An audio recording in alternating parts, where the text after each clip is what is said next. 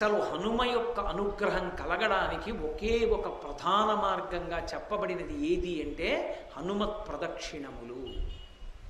హనుమకి ప్రదక్షిణం చెయ్యాలి. ప్రదక్షిణము అంటే ఒక్క మాట తిరగాలి.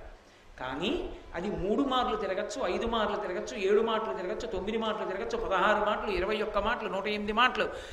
పసుపు కొమ్ములు కానీ, బియ్యపు గింజలు కానీ, వక్కలు కానీ వీటితోటి ప్రదక్షిణం చేసేటప్పుడు నిండు గర్భిణి ఎలా నడుస్తుందో అలా నడవాలి. ప్రదక్షిణం చేస్తున్నంతసేపు కూడా ఒక శ్లోకమే చెప్పాలి. రామనామ భజన చేస్తూ కూడా ప్రదక్షిణం చెయ్యకూడదు. హనుమత్ ప్రదక్షిణం చేసేటప్పుడు చెప్పవలసిన శ్లోకం ఏమిటో పరాశర సంహిత చెప్పింది. ఆయన దగ్గరికి వెళ్ళినప్పుడు ఆంజనేయం మహావీరం బ్రహ్మ విష్ణు శివాత్మకం తరుణార్క ప్రభం శాంతం ఆంజనేయం నమామ్యహం